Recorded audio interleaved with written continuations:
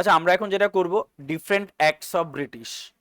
আচ্ছা, আমরা আগে আইএনএম এর যে ক্লাসটা করেছিলাম সেটা হচ্ছে governor, governor general and viceroy. মানে আমরা এটা দেখেছিলাম যে ব্রিটিশরা ইন্ডিয়াতে আসার পরে মেইনলি ওদের টার্গেট ছিল ব্যবসা বাণিজ্য করার, কিন্তু ওরা দেখলো ইন্ডিয়ানদের মতো বোকা পৃথিবীতে আর কেউ নেই। তো তখন ধীরে ধীরে তারা বিভিন্ন পলিসির মাধ্যমে পুরো দেশটাকে অ্যাকোয়ার করে নেয়। এবার যখন ব্রিটিশরা সমগ্র দেশের লিডার হয়ে গেল, তখন এটাকে রুল করার জন্য বিভিন্ন পোস্ট ক্রিয়েট করলো। সে তারাই কি? গভর্নর, গভর্নর জেনারেল আর ভাইসরয় পোস্ট। এবং এনাদের দিয়ে, বা বলতে পারো এনাদের দিয়ে কাজ করাতে হবে। যেমন আমরা প্রাইম মিনিস্টার বানাই, আমরা চিফ মিনিস্টার বানাই, আমরা প্রেসিডেন্ট বানাই, কেন? ওনাদের দিয়ে দেশটাকে রুল করানোর জন্য। এনাদের দিয়ে কাজটাকে রুল করার জন্য ওনারা কিছু অ্যাক্ট তৈরি করলো, অ্যাক্টস, যে অ্যাক্টটা দিয়ে সমগ্র দেশের মানুষকে বাইন্ড করে দেওয়া হলো যে সমগ্র দেশের মানুষ এটা ফলো করতে বাধ্য। সেই ব্রিটিশদের বানানো অ্যাক্ট কি ছিল এবং কত সালে তৈরি হয়, তার কোনো স্পেশাল ইম্পর্টেন্স রয়েছে কিনা, সেটা নিয়ে হচ্ছে আমাদের আজকের topic, different acts of British government. দেখো, আমরা যদি সেইগুলোকে সাজাই তাহলে দেখতে পাবো আমরা কিভাবে সাজিয়েছি। ডিফারেন্ট অ্যাক্টসের নাম দিয়ে দিয়েছি, তারপরে সেটা কত সালে চালু হয়েছে, কি ইম্পর্টেন্ট প্রভিশন ছিল এখানে, আর কি ইম্পর্টেন্ট ইনফরমেশন এর সঙ্গে যুক্ত রয়েছে সেটা তোমাকে জানতে হবে। দেখো, এখানে অ্যাক্টগুলোকে আমরা একবার দেখে নিই। প্রথমে রেগুলেটিং অ্যাক্ট, তারপরে পিটস ইন্ডিয়া অ্যাক্ট, তারপরে চার্টার্ড অ্যাক্ট, তারপরে চার্টার্ড অ্যাক্ট, তারপরে চার্টার্ড অ্যাক্ট অ্যান্ড তারপরে চার্টার্ড অ্যাক্ট, মানে চারটে চার্টার্ড অ্যাক্ট। দেখো, একটা তোমার 20 বছরের গ্যাপে চালু হয়, 20 বছরের গ্যাপে চালু হয়, 93, 13, 33, 53, 20 বছরের গ্যাপে চারটে চার্টার্ড অ্যাক্ট হলো। দেন গভর্নমেন্ট অফ ইন্ডিয়া অ্যাক্ট একটা হলো, আবার একটা গভর্নমেন্ট অফ ইন্ডিয়া অ্যাক্ট হলো, আবার একটা গভর্নমেন্ট অফ ইন্ডিয়া অ্যাক্ট হলো। এটা তিনটে গভর্নমেন্ট অফ ইন্ডিয়া অ্যাক্ট হয়েছে। সিমিলারলি তিনটে কাউন্সিল অফ অ্যাক্ট হয়েছে, ইন্ডিয়ান কাউন্সিল অ্যাক্ট, ঠিক আছে। এবং এখানে দেখা যাচ্ছে ইন্ডিয়ান ইন্ডিপেন্ডেন্স অ্যাক্ট, মানে যেটা হচ্ছে last act by British, last act by British. তার মানে আমি এখান থেকে অ্যাক্টগুলোকে বলতে পারি যে, যেটা রেগুলেটিং অ্যাক্ট, এটাকে আমরা বলতে পারি this is the first act, first act দেখো লেখাই রয়েছে, ফার্স্ট অ্যাক্ট অফ ব্রিটিশ। আর এটাকে আমি বলতে পারি this is the last act of British, this is the last act of British, last act of British.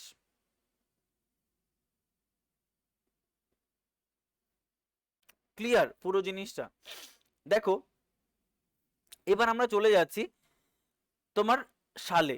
Regulating act চালু করা হয় 1773-তে। আচ্ছা, এই অ্যাক্ট তোমরা তিনটে মোটামুটি জানতে না? রেগুলেটিং অ্যাক্ট জানতে, মানে ছোট্ট করে হলেও পড়েছো তোমরা। চার্টার্ড অ্যাক্ট 1833ও তোমরা পড়েছো আগের চ্যাপ্টারে, এবং আরেকটা তুমি পড়েছো গভর্নমেন্ট অফ ইন্ডিয়া অ্যাক্ট 1858। এই তিনটে অ্যাক্ট তুমি একটু হলেও পড়েছো, পড়েছো না? তাহলে এই তিনটে সাল তো তুমি জানোই, 1773, 1833 আর 1858, 58। দেখো, পিটস ইন্ডিয়া অ্যাক্ট কত সালে চালু হয়? 1784। চার্টার্ড অ্যাক্ট, এটা একটা মনে রাখতে পারলে +20, +20, +20 করে দাও, অ্যান্সার হয়ে যাবে। এটা 1858 হচ্ছে government of India act. Indian council act 1861, এটা 1892, 1909 Indian council act, 1919 government of India act, 1935 খুব গুরুত্বপূর্ণ দুটো অ্যাক্ট। অ্যান্ড লাস্টে হচ্ছে ইন্ডিয়ান ইন্ডিপেন্ডেন্স অ্যাক্ট 1947। তাহলে আমরা অ্যাক্টগুলোর নাম জানলাম এবং তার কি সাল সেটাও আমরা জেনে নিলাম। দেখো, কিছু ইম্পর্টেন্ট প্রভিশন যদি আমরা দেখে নিই। ইম্পর্টেন্ট প্রভিশন কি ছিল, মানে রেগুলেটিং অ্যাক্টে কি কি প্রভিশন আনা হয়েছিল। তুমি যদি পড়া শুরু করো তাহলে বহুত বহুত প্রভিশন তুমি পাবে, বাট আমরা এখানে কিছু ইম্পর্টেন্ট প্রভিশনকে রেখেছি যেগুলো পরীক্ষার জন্য না পড়লেই নয়। ক্লিয়ার? যেমন আমরা যদি দেখি যে রেগুলেটিং অ্যাক্ট, দেখো আগে আমরা এই তিনটেকে, যেটা আমরা জানি সেটাকে মার্ক করে নিই। আচ্ছা, আমরা জানি গভর্নর, জেনারেল নয়, জেনারেলটাকে কেটে দাও। আমরা জানি গভর্নর কিসে কনভার্ট হয়? গভর্নর জেনারেল অফ বেঙ্গলে কনভার্ট হয় কোন অ্যাক্টের মাধ্যমে? এই রেগুলেটিং অ্যাক্ট 1773 মাধ্যমে, যেটা তোমরা অলরেডি আগের ক্লাসে পড়ে এসছো। নেক্সট আমরা এই পয়েন্টটা জানি, চার্টার্ড অ্যাক্ট কি হয়? Governor general of Bengal governor general of ইন্ডিয়াতে কনভার্ট হয়, অলরেডি তোমরা পড়ে এসছো। আর তোমরা পড়েছো গভর্নমেন্ট অফ ইন্ডিয়া অ্যাক্ট, যেখানে গভর্নর জেনারেল অফ ইন্ডিয়া কিসে কনভার্ট হয়? ভাইসরয়ে কনভার্ট হয়। এই পয়েন্টটাও তোমরা আগে পড়ে এসছো, ক্লিয়ার? আচ্ছা নেক্সট দেখো, নেক্সট তোমার রেগুলেটিং অ্যাক্টের আর কি তাৎপর্য রয়েছে। দেখো রেগুলেটিং অ্যাক্টে আমরা যেটা নিয়ে আসলাম সেটা হচ্ছে আমরা একটা স্পেশাল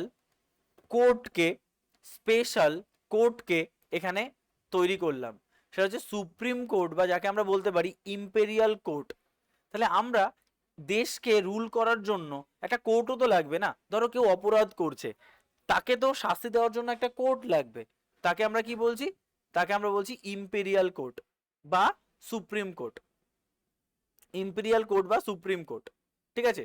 আচ্ছা, এই যে ইম্পেরিয়াল কোর্ট বা সুপ্রিম কোর্ট, এদের মেইন কাজই হচ্ছে মানে যারা হাইয়েস্ট অ্যাপিলেট কোর্ট। তাহলে আমরা রেগুলেটিং অ্যাক্টের মাধ্যমে কি তৈরি করলাম? সুপ্রিম কোর্টকে তৈরি করে দিলাম, ক্লিয়ার? আচ্ছা দেখো, আমরা কি তৈরি করেছি? গভর্নর থেকে গভর্নর জেনারেল অফ বেঙ্গল তৈরি করেছি। তার মানে এনাকে আমরা একটা অনারারি পোস্ট দিলাম, একজনকে আমরা গভর্নর জেনারেল অফ বেঙ্গল বানিয়ে দিলাম। আচ্ছা তুমি নিশ্চয়ই পড়েছো যে প্রাইম মিনিস্টার একা কি পুরো দেশকে চালাতে পারবে না? তাকে সাহায্য করার জন্য কি লাগবে? আরো অ্যাসোসিয়েট মিনিস্টার লাগবে। কেউ হোম মিনিস্টার, কেউ স্পোর্টস মিনিস্টার, কেউ কোল মিনিস্টার, কেউ ফরেন মিনিস্টার, কেউ মানে তোমার ইকোনমিক অ্যাডভাইজার, এরকম প্রচুর মিনিস্টার্স রয়েছে না? তেমনি এই গভর্নর জেনারেল অফ বেঙ্গলকেও সাহায্য করার জন্য কি লাগবে? একটা মন্ত্রী পরিষদ লাগবে না? তাকে আমরা বলি কাউন্সিল, কাউন্সিল অফ মেম্বার বা কাউন্সিল অফ মিনিস্টার, যা খুশি বলতে পারো। এটাকে বলা হয় actually governor council, governor council. তাহলে আমরা কি করলাম? এই গভর্নর তো একা করতে পারবে না, তাহলে গভর্নরকে সাহায্য করার জন্য আমরা 4 মেম্বার, চারজন মেম্বার বিশিষ্ট একটা কাউন্সিল তৈরি করলাম। তা তোমাকে পরীক্ষায় কোশ্চেন দেবে যে গভর্নর জেনারেল অফ বেঙ্গল বা রেগুলেটিং অ্যাক্টের মাধ্যমে যে গভর্নর কাউন্সিল ছিল তার সদস্য সংখ্যা কত? ডব্লিউবিসিএস মেন্সের কোশ্চেন, বুঝতে পেরেছো?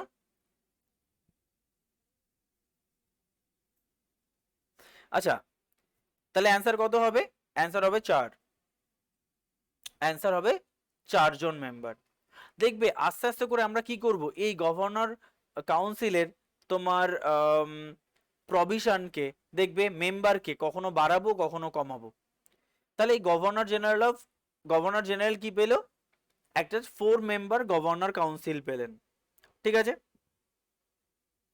আচ্ছা এখানে দেখো একটা জিনিস, সেটা হচ্ছে আমরা আর কি কি ইনফরমেশন এখান থেকে অ্যাড করতে পারি, এটাকে একটু আপডেট করে দিচ্ছি। আচ্ছা এই যে সুপ্রিম কোর্ট না, সুপ্রিম কোর্ট বা ইম্পিরিয়াল কোর্টের জাজ সংখ্যা কত ছিল সেটা আমরা একটু এখানে অ্যাড করতে পারি। লিখে রাখো এখানে, এখানে টোটাল হচ্ছে 5 মেম্বার, সেটা হচ্ছে তোমার টোটাল কত, সরি, সুপ্রিম কোর্টের টোটাল জাজ হচ্ছে 4 জন, একজন চিফ প্লাস 3 জন আদার্স। তাহলে টোটাল তোমাকে পরীক্ষায় কোশ্চেন দেবে সুপ্রিম কোর্টের বিচারপতির সংখ্যা কত? 4, একজন চিফ আর 3 জন আদার্স, ঠিক আছে? ক্লিয়ার? আর তোমাকে বলবে টোটাল গভর্নর কাউন্সিলের মেম্বার কত? অ্যান্সার 5, একজন হচ্ছে স্বয়ং গভর্নর প্লাস 4 জন আদার্স মেম্বার, ঠিক? তাহলে 4 জন আদার্স মেম্বার আমরা বললাম, আর গভর্নরকে ধরে টোটাল মেম্বার হচ্ছে 5, ক্লিয়ার এইটুকু? আচ্ছা নেক্সট আমরা একটা পয়েন্ট লিখে রাখো, এখানে একটা এক্সট্রা পয়েন্ট লেখো যে সিওডি, সিওডির ফুল ফর্ম কি? সিওডি হচ্ছে কোড অফ ডাইরেক্টর। আমরা পরে পড়বো, এই যে সিওডি দেখো এখানেও রয়েছে, BOC and COD, board of control and court of director, ঠিক আছে? Court of director. আচ্ছা এই যে কোর্ট অফ ডাইরেক্টর, এরা মেইনলি আমরা একটা অথরিটি তৈরি করি, একটা অর্গানাইজেশন তৈরি করি, সেটা হচ্ছে সিওডি। আচ্ছা এদের কি দায়িত্ব দিই আমরা? এদের আমরা দায়িত্ব দিই 2 ধরনের দায়িত্ব। ঠিক আছে, সেটা হচ্ছে রেভিনিউ, মিলিটারি, 2 ধরন বা 3 ধরন যা খুশি, মানে সমগ্র দায়িত্ব এরা এদের দিয়ে করানো হতো। কারা করাতো? এই গভর্নর অ্যান্ড গভর্নর কাউন্সিল। তাহলে সিওডি কে আমরা বলতে পারি যে এদের কি দায়িত্ব ছিল? Revenue, revenue, military, military and civil, civil affairs. তার মানে কি, রেগুলেটিং অ্যাক্টে আমরা কি কি তৈরি করলাম? তাহলে গভর্নরকে গভর্নর জেনারেল অফ বেঙ্গলে কনভার্ট করলাম। তাহলে সেই গভর্নর জেনারেল অফ বেঙ্গলকে সাহায্য করার জন্য 4জন মেম্বারকে রেখে দিলাম এবং সুপ্রিম কোর্ট তৈরি করলাম। এবং এই গভর্নর জেনারেল কাউন্সিল এরা আর একটা অর্গানাইজেশন তৈরি করলো, তার নাম কোর্ট অফ ডাইরেক্টর, যার থ্রু দিয়ে আমরা কি মিলিটারি, রেভিনিউ এবং সিভিল অ্যাফেয়ার্সকে রেগুলেট করছি। আচ্ছা দেখো এখান থেকে আমরা কি কি জানতে পারি। দেখো এখান থেকে আমরা অ্যাডিশনাল ইনফরমেশন কি কি জানতে পারি, সেটা হচ্ছে ফার্স্ট অ্যাক্ট বাই ব্রিটিশ কি হবে? Regulating act. দেখো গভর্নর আর গভর্নর জেনারেল অফ বেঙ্গল, তোমার সেই ছন্দ মনে আছে? Clive, Hastings, Bentinck, Canning, Mountbatten, Raja Gopalachari, সেই শর্ট ফর্ম। তেমনি ফার্স্ট গভর্নর বা first governor general of Bengal কে হবে, সেই পয়েন্টটা তুমি এখানে পেয়ে যাচ্ছ। আচ্ছা এবার যদি বলো যে সুপ্রিম কোর্ট তৈরি করেছি, তাহলে সুপ্রিম কোর্টের প্রথম বিচারপতির নাম কি? বহুবার পরীক্ষায় কোশ্চেন দিয়েছে, উনি হচ্ছেন এলিজা ইম্পে। বহুবার পরীক্ষায় কোশ্চেন দিয়েছে যে এলিজা ইম্পে হচ্ছে সুপ্রিম কোর্টের বা আমাদের ইম্পেরিয়াল কোর্টের প্রথম বিচারপতি, প্রথম এবং প্রধান বিচারপতি, চিফ জাস্টিস। আচ্ছা এই তোমার সুপ্রিম কোর্ট থেকে প্রথম কাকে মৃত্যুদণ্ড দেওয়া হয়?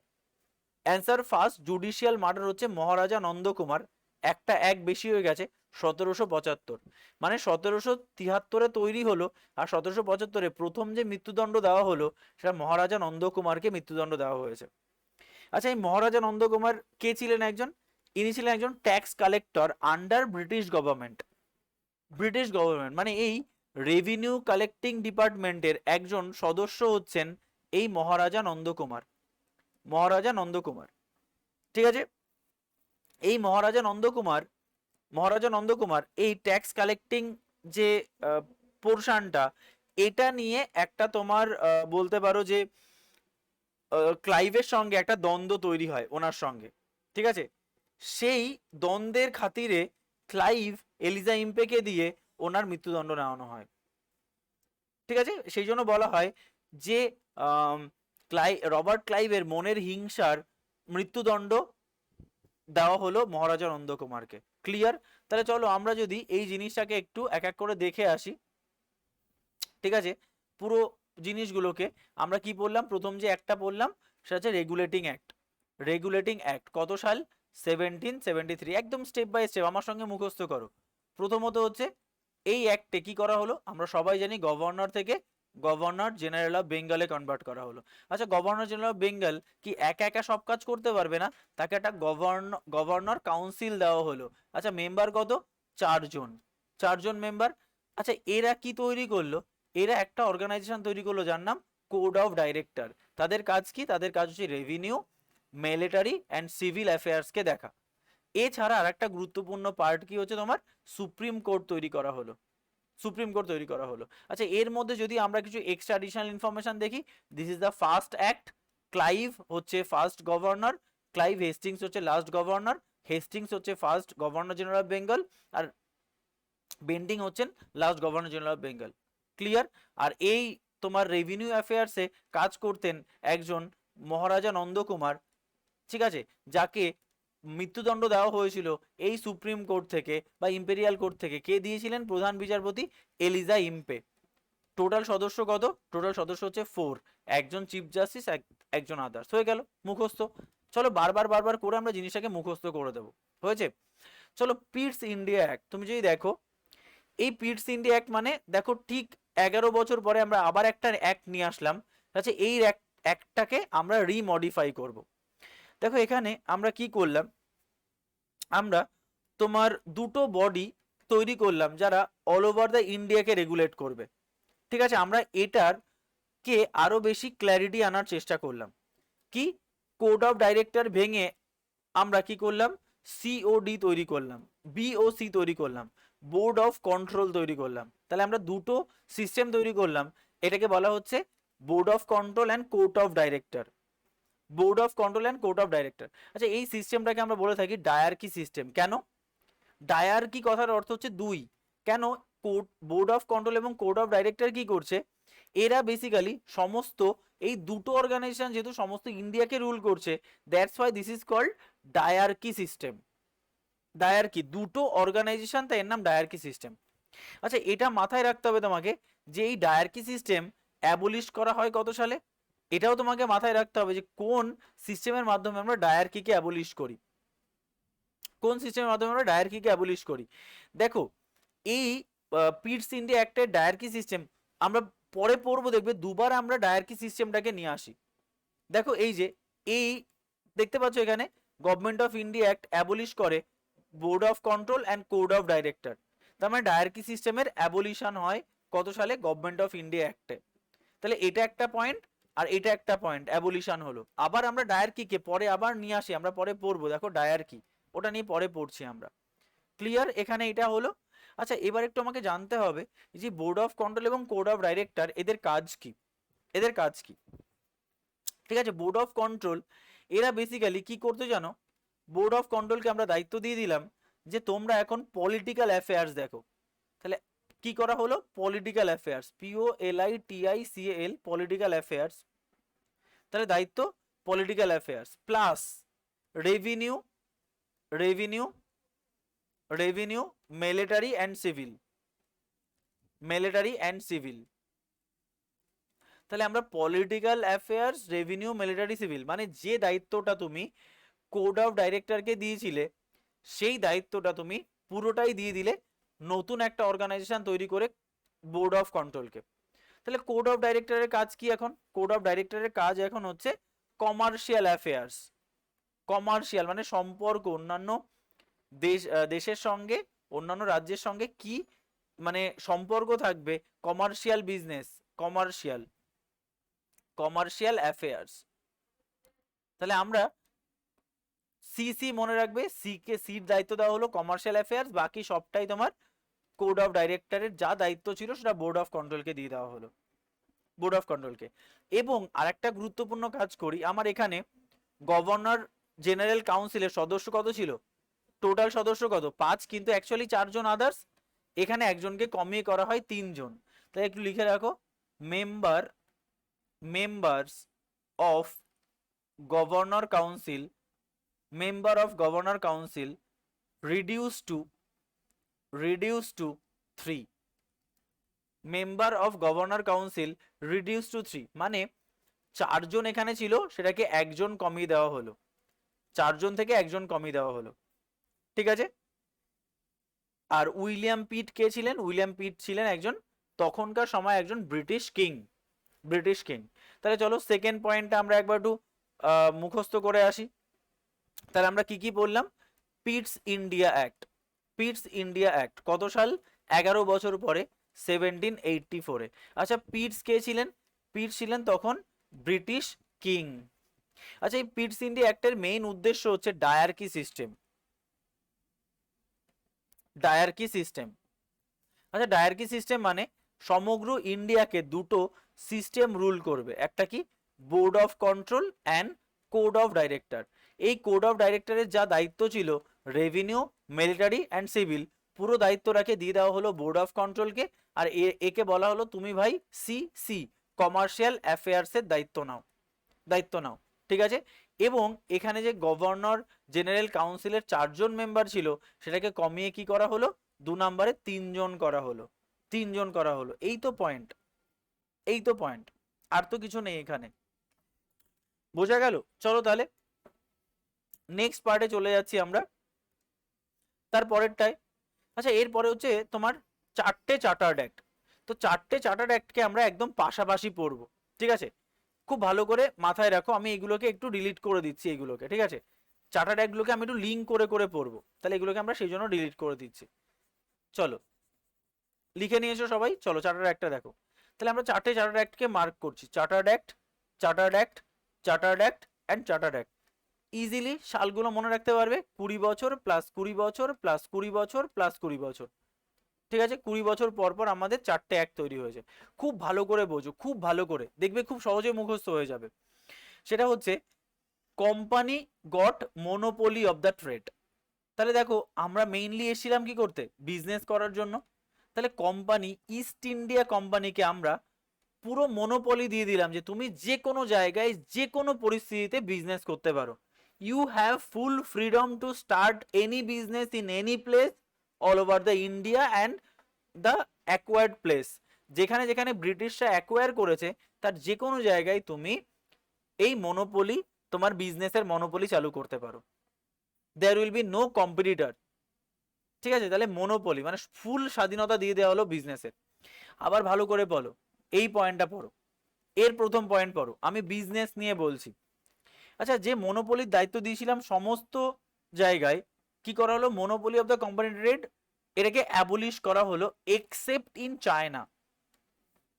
চায়না বাদে অন্যান্য সব জায়গা থেকে এই ব্রিটিশ ইস্ট ইন্ডিয়া কোম্পানির মনোপলিকে তুলে দেওয়া হলো। তাহলে কোথায় এখনো মনোপলি রয়েছে, চায়নাতে। তাহলে তার পরের পয়েন্ট কি হবে, খুব স্বাভাবিক, খুব স্বাভাবিক, যে এবার চায়নারও মনোপলিকে ডিলিট করে দেওয়া হলো। দেখো তিনটে পয়েন্ট ইজিলি মুখস্থ হয়ে গেল। এখানে ফুল মনোপলি দেওয়া হলো, এখানে সব জায়গা থেকে তুলে নেওয়া হলো এক্সেপ্ট চায়না, এখান থেকে চায়নাকে তুলে নেওয়া হলো। তাহলে যখনই মনোপলি তুলে নেওয়া হলো আর এখানে মনোপলি রিলেটেড কোনো ইনফরমেশন নেই, আর মনোপলি শেষ। বুঝতে পারছো জিনিসটা? এইভাবে তুমি জিনিসটাকে পড়ো। তাহলে আমি এই জিনিসটাকে আবার একটু সাজিয়ে দিচ্ছি। চলো আমরা কি পড়বো, চার্টার্ড অ্যাক্ট, এটা কত সালের, এটা 1793। এটা চার্টার্ড অ্যাক্ট কত, 1813। এটা কত, চার্টার্ড অ্যাক্ট 1833। এটা চার্টার্ড অ্যাক্ট 1858। তাহলে আমরা প্রথম একটা পয়েন্ট সব জায়গায় পড়েছি, মনোপলি। মনোপলি, আচ্ছা মনোপলি দেওয়া হলো, এখানে কি করা হলো, মনোপলি অ্যাবলিশ করা হলো, অ্যাবলিশ করা হলো এক্সেপ্ট চায়না। এখানে কি করা হলো, ফুল অ্যাবলিশন, চায়নারও অ্যাবলিশন করা হলো। আর এখানে কি, এখানের পয়েন্ট হচ্ছে কোনো মনোপলি রিলেটেড পয়েন্টই নেই, কারণ মনোপলি চালু হয়েছে, মনোপলি অ্যাবলিশ হয়ে গেছে। ক্লিয়ার? নেক্সট পয়েন্ট দেখো, নেক্সট পয়েন্ট হচ্ছে, আমরা চলে যাচ্ছি তোমার ধরো এই যে চার্টার্ড অ্যাক্টের সিভিল সার্ভিস নিয়ে। এর পরের পয়েন্ট কি বলা হচ্ছে, ইন্ডিয়ান সিভিল সার্ভিস ওয়াজ ইন্ট্রোডিউসড। আচ্ছা, এই যে ইন্ডিয়ান সিভিল সার্ভিস মানে যার জন্য তোমরা এত লড়াই করছো, ডব্লিউবিসিএস, আইএএস, আইপিএস, এই ইন্ডিয়ান সিভিল সার্ভিস পরীক্ষাকে ইন্ট্রোডিউস করা হলো। তাহলে চলো আমরা আরেকটা পয়েন্ট বলছি, ইন্ডিয়ান সিভিল সার্ভিসকে ইন্ট্রোডিউস করা হলো। Number one point, number one point দেখো, এই ইন্ডিয়ান সিভিল সার্ভিসকে যে ইন্ট্রোডিউস করা হলো, সেই ইন্ডিয়ান সিভিল সার্ভিসের মানে প্রভিশন কিভাবে চেঞ্জ হচ্ছে। দেখো ইন্ডিয়ান সিভিল সার্ভিসের এই প্রভিশনটা একদম 1833-তে চলে যাও। 1833 বা তোমার যে চার্টার্ড অ্যাক্ট ছিল, এই দেখো এটাকে তোমার ওপেন কম্পিটিটিভ এক্সামিনেশনে কনভার্ট করার চেষ্টা করা হয়। কি বললাম, এর একটা গ্যাপ দিয়ে চলে যাও। কি করা হয়েছে, আমি এমনি বলছি জিনিসটাকে, এটা না পয়েন্টটা না হলেও হবে। সেটা হচ্ছে এই Indian civil service, Indian civil service এটাকে করে দেওয়া হলো, করে দেওয়ার চেষ্টা করা হলো open competitive examination, competitive examination exam, but এটা ফেল হয়ে গেল। আচ্ছা, এই সময় যে সিভিল সার্ভিস ছিল, সেই সিভিল সার্ভিস কেবলমাত্র ব্রিটিশরা অংশগ্রহণ করতে পারতো। কি বললাম, এখানকার যে সিভিল সার্ভিস ছিল সেটা কেবলমাত্র ব্রিটিশরা অংশগ্রহণ করতে পারতো, কোনো ভারতীয় অংশগ্রহণ করতে পারতো না। তো ভারতীয়রা কেন করতে পারবে না, সেই জন্য আমরা কি করলাম, ওপেন কম্পিটিটিভ এক্সাম আনার চেষ্টা করলাম, যে ভারতীয়রা ওই পরীক্ষা দিতে পারবে, ব্রিটিশরাও ওই পরীক্ষা দিতে পারবে, বাট উই ফেলড, আমরা ফেল করে গেলাম। কারণ এটা কখনোই বিদেশিরা চায়নি যে না, কেন আমাদের একই জায়গায় ওরা স্থান পাবে, তাই ফেল হয়ে গেল। কিন্তু finally finally open competitive examination হলো এবং এটা পাস হলো, যার নাম দেওয়া হলো ইন্ডিয়ান সিভিল সার্ভিস রিক্রুটমেন্ট। রিক্রুটমেন্টে কি করা হলো, রিক্রুটমেন্ট করা হলো ইন্ডিয়ান সিভিল সার্ভিসে। তাহলে এটা কি হবে, এটা তোমার চার্টার্ড অ্যাক্ট অফ 1853-তে সিভিল সার্ভিসকে আমরা পাস করালাম। তাহলে চলো আমরা একটু এই সিভিল সার্ভিস দিয়ে পয়েন্টটা দেখে নিই। 2 নম্বর পয়েন্ট কি করলাম, ইন্ডিয়ান সিভিল সার্ভিস ইন্ট্রোডিউস করা হলো। আচ্ছা, এখানে মাথায় রাখবে, এখানে এই রিলেটেড কোনো পয়েন্ট নেই। আর এখানে কি করা হলো, আমরা ওপেন ওপেন কম্পিটিটিভ এক্সাম আনার চেষ্টা করলাম, বাট ফেল করলাম। এখানে কি হলো, এটা ওপেন কম্পিটিটিভ এক্সামিনেশন হয়ে গেল। এই তো 4টে পয়েন্ট। এরকম ভাবে ছবির মতো পড়ে নাও, দেখো জিনিসটা কত ইজি হয়ে যায়। তাহলে আমার আরেকটা পয়েন্টও কমপ্লিট হয়ে গেল, এই পয়েন্ট কমপ্লিট হয়ে গেছে, এই পয়েন্ট কমপ্লিট হয়ে গেছে, আর এটা পুরো কমপ্লিট হয়ে গেছে। ঠিক আছে, এইগুলো আমরা পরে পড়ছি, আগে এটা দেখে নিই, এটা দেখে নিই, ঠিক আছে। আচ্ছা এইদিকে দেখো, এইদিকে হচ্ছে, এবার আমরা চলেছি 13তে। 13তে আরো কিছু এক্সট্রা ইনফরমেশন আমাদের রয়েছে 13তে, সেটা হচ্ছে দুটো, 13 হচ্ছে সব থেকে গুরুত্বপূর্ণ চার্টার্ড অ্যাক্ট, সব থেকে গুরুত্বপূর্ণ চার্টার্ড অ্যাক্ট। এখানে দুটো গুরুত্বপূর্ণ পারমিশন এবং প্রভিশন দেওয়া হয়। গুরুত্বপূর্ণ দুটো পারমিশন এন্ড প্রভিশন কি?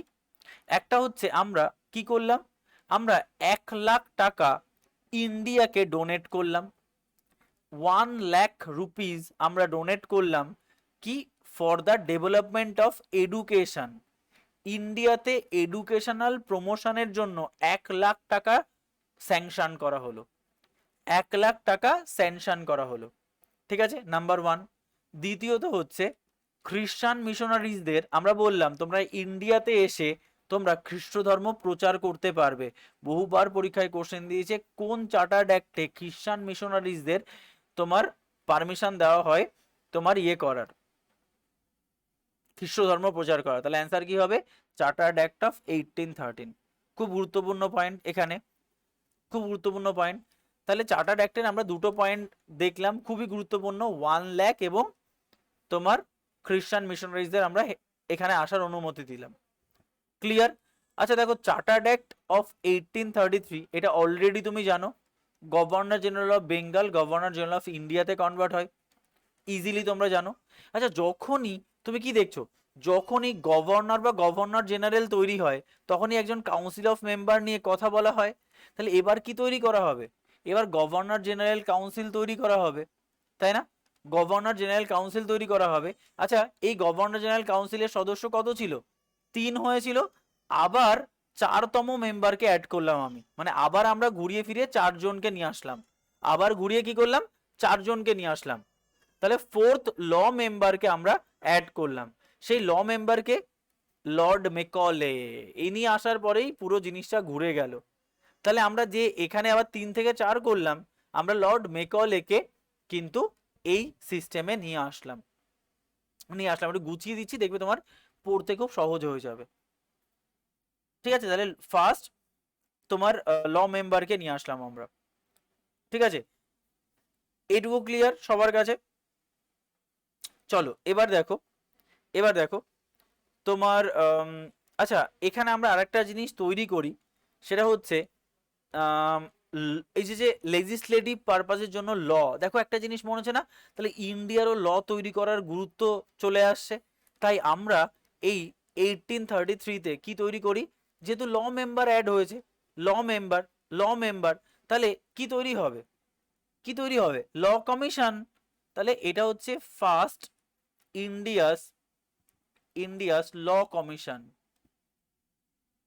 কমিশন তৈরি করা হলো, যার চেয়ারম্যান কে ছিলেন, Lord Macaulay, Lord Macaulay chairman ছিলেন, ফার্স্ট চেয়ারম্যান। ক্লিয়ার? তাহলে চলো আমরা একটু গুছিয়ে দিই পুরো জিনিসটাকে যেটা আমরা করছিলাম। দেখো প্রথমত আমরা দেখলাম মনোপলি, মনোপলি অ্যাবলিশ হলো চায়না বাদে, চায়নায় অ্যাবলিশ হলো, আর এখানে কিছু নেই।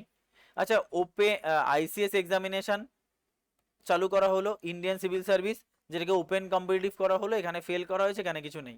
এবার দেখো এই পয়েন্টটা অল ডান, এখানে আর কিছু নেই। ঠিক আছে, এখানে আর কিছু নেই। আচ্ছা 1858 কেন করলাম, 1853 হবে, এটা 20 বছর তো, মাই মিস্টেক। ঠিক আছে, আচ্ছা দেখো এবার এই দিকটায় দেখো, যেটা তোমার একদম লাস্ট তোমার চার্টার্ড অ্যাক্ট অফ তোমার 1853। ঠিক আছে, এটাও দেখো কমপ্লিট, এটাও কমপ্লিট, এখানেও কিছু নেই। তাহলে ফার্স্ট অ্যান্ড ফোর্থ শেষ, ফার্স্ট অ্যান্ড ফোর্থ কমপ্লিট। এবার দেখো এই দুটোয় আমি এখানে দুটো স্পেশাল প্রভিশন নিয়ে আসি। একটা হচ্ছে 1,00,000 রুপিস দিই, 1,00,000 টাকা দিই, ঠিক আছে, এডুকেশনাল ডেভেলপমেন্টের জন্য। আর 4 নাম্বার পয়েন্ট হচ্ছে খ্রিস্ট ধর্ম প্রচার করার জন্য খ্রিস্টান মিশনারিজদের ওয়েলকাম করি, এই দুটো পয়েন্ট। আচ্ছা খুব স্বাভাবিক, এখানে তুমি যেটা জানো 1833-তে কি, governor general of Bengal governor general of Bengal will be converted into governor general of India. আচ্ছা, যখনই গভর্নর জেনারেল অফ ইন্ডিয়া তৈরি করা হবে তখন তাকে কি দেওয়া হবে? একটা কাউন্সিল। তাহলে গভর্নর জেনারেল কাউন্সিলের সদস্য সংখ্যা চেঞ্জ করা হবে। দেখো এখানে ছিল 4 জন সদস্য সংখ্যা, সেটাকে কমিয়ে আমরা করলাম 3 জন, এবং এখানে আবার আমরা 4th মেম্বারকে অ্যাড করলাম। তার নাম কি? Lord Macaulay. Lord Macaulay. আর লর্ড মেকলে যদি 4th মেম্বার হয় তাহলে ইনি পুরো ল সিস্টেমটাকে রিমডিফাই করে দিল, এবং এখান থেকে তৈরি হলো first law commission. Law commission, যার চেয়ারম্যান কে ছিলেন? Lord Macaulay. এই তো, আর কি আছে ভাই? কেন পারবো না আমরা? শুধু ইমেজ আকারে পড়াশোনা করো, দেখো ইজি হয়ে যাবে পড়াশোনাটা, ইজি হয়ে যাবে পড়াশোনাটা। ঠিক আছে? আচ্ছা চলো এখান থেকে আমরা কিছু ইম্পর্টেন্ট ইনফরমেশন দেখে নিই। দেখো তোমাকে যদি বলা হয় father of Indian civil service, father of Indian civil service, answer কি? Lord Cornwallis. তাহলে কর্নওয়ালিসকে আমরা ইন্ডিয়ান সিভিল সার্ভিসের জনক বলি। বাট এখানে আরেকটা পয়েন্ট লিখে রাখো, যদি বলা হয় father of civil service, father of civil service, father of civil service কি হবে? কেউ বলতে পারবে? কেউ বলতে পারবে ফাদার অফ সিভিল সার্ভিস কি হবে? লর্ড কর্নওয়ালিস কিন্তু হবে না, লর্ড কর্নওয়ালিস কিন্তু হবে না। লিখে রাখো লর্ড ডালহৌসি, লর্ড ডালহৌসি। তাহলে লর্ড ডালহৌসি হচ্ছে সিভিল সার্ভিসের জনক, সেই সিভিল সার্ভিসের ইন্ডিয়ান রূপ দিয়েছিলেন লর্ড কর্নওয়ালিস, ভুল করবে না। ঠিক আছে, পড়ে নেবে, যদি ইন্ডিয়ান ওয়ার্ডটা থাকে then your answer will be Lord Cornwallis, যদি ইন্ডিয়ান অ্যান্সার না থাকে your answer will be the Lord Dalhousie. Clear? তাহলে সিভিল সার্ভিস থেকে আমি দুটো পয়েন্ট পেলাম, ফাদার অফ সিভিল সার্ভিস আর তোমার father of Indian civil service, Indian civil service. ঠিক আছে, আচ্ছা নেক্সট দেখো, নেক্সট হচ্ছে এই যে 1 লাখ টাকা প্রদান করা হলো, এই 1 লাখ টাকা নিয়ে একটা গন্ডগোল হলো, একটা ঝামেলা হলো। This is called anglicist orientalist conflict. কি বলা হলো? This is called anglicist orientalist conflict. This is called anglicist orientalist conflict. আচ্ছা, তার মানে এই 1 লাখ টাকা এডুকেশনের ইমপ্রুভমেন্টে হবে, এটা পাক্কা। বাট এডুকেশন তো দু রকমের হয়, একটা ইংলিশ এডুকেশন, একটা বাংলা এডুকেশন বা দেশীয় এডুকেশন, বাংলা নয় দেশীয় এডুকেশন। তাহলে এই 1 লাখ টাকা আমি কোন এডুকেশনে খরচা করব? ইন্ডিয়ান এডুকেশন না ইংলিশ এডুকেশন? এই নিয়ে একটা গ্রুপ তৈরি হলো অ্যানিলিস্ট, আর একটা হচ্ছে ওরিয়েন্টালিস্ট। এদের মধ্যে যে দ্বন্দ্ব হলো, this is called anglicist orientalist conflict. তো পরীক্ষায় কোশ্চেন দেবে যে অ্যানিলিস্ট ওরিয়েন্টালিস্ট কনফ্লিক্টের তাৎপর্যটা কি। দেখো চার্টার্ড অ্যাক্টে কি তৈরি হলো? Governor general. তাহলে আমরা জানি governor general of Bengal, governor general of India, এদের পুরো জিনিসটা তোমার ছন্দের আকারে লেখা রয়েছে। তাহলে governor general of, first governor general of India কে হচ্ছে উইলিয়াম বেন্টিং।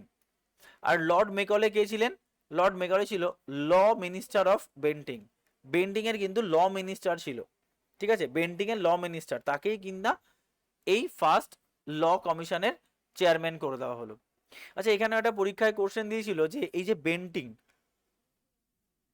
বেন্টিং এনার পলিটিক্যাল গুরু কে ছিলেন? বেন্টিং এর পলিটিক্যাল গুরু কে ছিলেন? জেরামি বেনথাম। মাথায় রাখবে দুটোই বি। বেন্টিং এর পলিটিক্যাল গুরু মানে বেন্টিং কার কাছ থেকে এই পলিটি ব্যাপারটা শিখেছে, রাজনীতি শিখেছে, সেটা হচ্ছে জেরেমি বেনথাম। জেরিমি বেনথাম থেকে উনি কিন্তু এই জিনিসটা শেখেন। ক্লিয়ার সবার কাছে একদম? আচ্ছা, লাস্ট পয়েন্ট যদি আমরা দেখি যে চার্টার্ড অ্যাক্ট 1853, এখানে তোমাকে পরীক্ষায় কোশ্চেন দেবে। ঠিক আছে, দেখো সেটা হচ্ছে ফার্স্ট এক্সামিনেশন, ফার্স্ট এক্সামিনেশন 1853 পর যখন ইন্ডিয়ানরা অংশগ্রহণ করতে পারবে, তাহলে open competitive examination for recruitment of ICS প্রথম এক্সামিনেশন কবে হলো? তাই লিখে রাখো ফার্স্ট এক্সাম, ফার্স্ট এক্সাম হয় 1855-এ। ফার্স্ট এক্সাম হয় 1855-এ, 1855-এ। ক্লিয়ার? আচ্ছা বলো তো, তোমাদের কাছে জিজ্ঞেস করব, বলো তো প্রথম এই এক্সাম কে ক্লিয়ার করে? প্রথম এই এক্সাম কে ক্লিয়ার করে বলতে পারবে কেউ? প্রথম এই এক্সাম কে ক্লিয়ার? হ্যাঁ, সত্যেন্দ্রনাথ টেগর। একদম একদম পারফেক্ট পারফেক্ট, সত্যেন্দ্রনাথ টেগর। ঠিক আছে, তো লিখে রাখো, first Indian, first Indian, first Indian selected, লেখো S N Tagore, S N Tagore, 1864। তাহলে 1864-এ প্রথম ইন্ডিয়ান তরফ থেকে এস এন টেগর কিন্তু সিলেক্টেড হন। তাহলে এটা হচ্ছে চার্টার্ড অ্যাক্ট 1853। তাহলে দেখো পুরোটা মুখস্থ হলো এই অবধি, পুরোটাই মুখস্থ করে দিলাম, অ্যাটলিস্ট 80% ইনফরমেশন মুখস্থ হয়ে গেছে তোমার। আচ্ছা নেক্সট চলে যাচ্ছি আমরা গভর্নমেন্ট অফ ইন্ডিয়া অ্যাক্ট 1858। আচ্ছা গভর্নমেন্ট অফ ইন্ডিয়া অ্যাক্ট 1858 এর তাৎপর্য কি? আমরা যে ডায়ার্কি সিস্টেম এখানে চালু করেছিলাম তোমার এই পিটস ইন্ডিয়া অ্যাক্টে, সেই ডায়ার্কি সিস্টেমকে আমরা অ্যাবলিশ করি। তাহলে এটা অ্যাবলিশন অফ ডায়ার্কি, ডায়ার্কিকে আমরা অ্যাবলিশ করি। ঠিক আছে, তারপরে আমরা এটাও নিশ্চয়ই জানি যে গভর্নর জেনারেল অফ ইন্ডিয়াকে আমরা ভাইসরয় কনভার্ট করি। আচ্ছা বলো তো ভাইসরয় যদি কনভার্ট করা হয় তাহলে কি হবে? ভাইসরয় কাউন্সিল তৈরি হবে না? ভাইসরয় কাউন্সিল তৈরি হবে, কারণ আমি একটু আগে দেখেছি গভর্নর হলে গভর্নর কাউন্সিল, গভর্নর জেনারেল হলে গভর্নর জেনারেল কাউন্সিল, আর ভাইসরয় হলে ভাইসরয় কাউন্সিল তৈরি হবে, তাই নয় কি? ভাইসরয় কাউন্সিল তৈরি হবে। ঠিক আছে, আচ্ছা দেখো এখানে আমরা যে ভাইসরয় কাউন্সিল তৈরি করলাম, যে ভাইসরয় কাউন্সিল তৈরি করলাম সেটা কি করবে? সেটা ডেফিনেটলি তোমার ভাইসরয়কে সাহায্য করার জন্য, কারণ এখন ইন্ডিয়ার এরিয়া বড় হচ্ছে, পরিধি বড় হচ্ছে, তো ভাইসরয়কে সাহায্য করার জন্য মেম্বারও বাড়বে, তো ভাইসরয় কাউন্সিল তৈরি করব আমরা। ক্লিয়ার? আচ্ছা আর একটা পোস্ট তৈরি করি খুব গুরুত্বপূর্ণ, যাকে আমরা বলি secretary of state post, secretary of state post. তাহলে সেক্রেটারি পোস্ট তৈরি করি কেন? ভাইসরয়ের পক্ষে একার সমস্ত কিছু চালানো সম্ভব নয়, তো একজন সেক্রেটারি পোস্টকে দেখবে কোনো অর্গানাইজেশন তুমি যদি দেখো তাহলে একজন প্রেসিডেন্ট থাকে, একজন সেক্রেটারি থাকে। কেন? একজনের পক্ষে একটা অর্গানাইজেশন চালানো সম্ভব হয় না, তাই সেক্রেটারি কি হবে? সেক্রেটারি অফ দ্য স্টেট, এই পোস্টটা ক্রিয়েট করা হলো। ঠিক আছে, ইনি কিন্তু ডিরেক্টলি, ইনি কোথাকার লোক? ব্রিটিশ ক্যাবিনেটের সদস্য, ইনি কিন্তু ডিরেক্টলি ব্রিটিশ ক্যাবিনেটের সদস্য, যার পুরো দায়িত্ব হচ্ছে ইন্ডিয়ান অ্যাডমিনিস্ট্রেশনটাকে দেখা। ইন্ডিয়ান টোটাল অ্যাডমিনিস্ট্রেশনের দায়িত্ব দিয়ে দেওয়া হলো কার কাছে? এই সেক্রেটারি অফ দ্য স্টেট পোস্টের কাছে। ঠিক আছে, ক্লিয়ার? আর আরেকটা কি করা হলো খুব গুরুত্বপূর্ণ point, queen Victoria publication was published. দেখো 1858, 1858, আচ্ছা এই 1858-এ কুইন ভিক্টোরিয়া একটা পাবলিকেশন দিল। 1858-এ কুইন ভিক্টোরিয়া ইন্ডিয়ার তরফ থেকে কিছু তোমার ডিক্লারেশন দিল। কেন কুইন ভিক্টোরিয়া দিল? তার কারণ হচ্ছে ভাইসরয় পোস্ট মানে হচ্ছে, ভাইসরয়কে বলা হয় রিপ্রেজেন্টেটিভ অফ ক্রাউন, মানে আমি থাকি, মানে ক্রাউন স্বয়ং থাকুক বা ভাইসরয় থাকুক একই ব্যাপার, ক্রাউন স্বয়ং থাকুক আর ভাইসরয় থাকুক একই ব্যাপার, সেই জন্য বলা হচ্ছে রিপ্রেজেন্টেটিভ অফ দ্য ক্রাউন। তার মানে ভাইসরয় এর কাজ কি এই রিলেটেড উনি কিছু ডিক্লারেশন দিলেন, উনি কিছু ডিক্লারেশন দিলেন। আচ্ছা বলো তো রিভল্ট অফ 1857, মহাবিদ্রোহ কবে হয়? ডেফিনেটলি আমরা জানি রিভল্ট অফ 1857। আচ্ছা মানে এই বিদ্রোহতে ব্রিটিশদের ভিত নড়ে গেছিল, তার মানে এবার ইন্ডিয়াকে আমি নিজে স্বয়ং রেগুলেট করব। তাহলে আমার প্রতিনিধি হিসাবে আমি ভাইসরয় বানালাম, তো ভাইসরয় তোমার ইন্ডিয়ার তরফ থেকে, আমার তরফ থেকে ইন্ডিয়াকে রুল করবে। তাহলে সেই জন্য কুইন ভিক্টোরিয়া কি করলে? একটা পাবলিকেশন, একটা ডিক্লারেশন দিল। যেটা কি করা হলো, যে ডিক্লারেশনটা তোমার ক্যানিং, ক্যানিং 1 নভেম্বর রিড করলেন, পড়লেন। কোথায়? এলাহাবাদে। পরীক্ষায় কোশ্চেন দেয় যে কুইন ভিক্টোরিয়া ডিক্লারেশন কি করা হলো, অ্যানাউন্স করা হলো কোথায় বসে, এলাহাবাদে বসে, কত তারিখে, 1 নভেম্বরে। কে করলেন, ক্যানিং করলেন, লর্ড ক্যানিং করলেন। বুঝতে পারছো, এটা কিন্তু খুব গুরুত্বপূর্ণ পয়েন্ট। তাহলে কি কি বললাম আমরা, ডায়ারকি অ্যাবলিশন, গভর্নরকে কনভার্ট, গভর্নর কাউন্সিল তৈরি করা, secretary of the state post তৈরি, এবং কুইন ভিক্টোরিয়া পাবলিকেশনকে নিয়ে আসা হলো সিস্টেমে। ক্লিয়ার? 1858 খুব গুরুত্বপূর্ণ পয়েন্ট হয়েছে।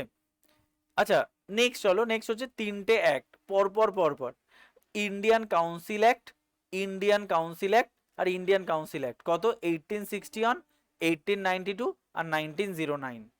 1909 এই 3টে খুব গুরুত্বপূর্ণ পয়েন্ট। আচ্ছা দেখো এখানে কি বলা হচ্ছে, এখানে বলা হচ্ছে যে তোমার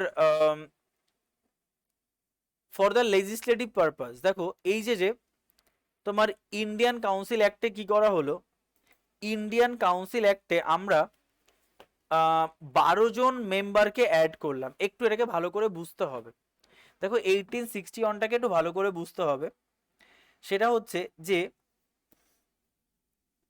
আমাদের দেখো একটা ল কমিশন তৈরি হয়েছে, মানে একটা লেজিসলেটিভ বডি তৈরি হয়েছে। খুব ভালো করে অবজার্ভ করো, এই যে জায়গাটা কি হয়েছে, একটা লেজিসলেটিভ বডি তৈরি হয়েছে, আর এই যে জায়গাটা এখানে একটা অ্যাডমিনিস্ট্রেটিভ বডি তৈরি হয়েছে। তাহলে অ্যাডমিনিস্ট্রেটিভের পুরো দায়িত্ব দেওয়া হচ্ছে কাকে, সেক্রেটারি অফ দ্য স্টেটকে, আর ল কমিশনের চেয়ারম্যানকে মেকলে।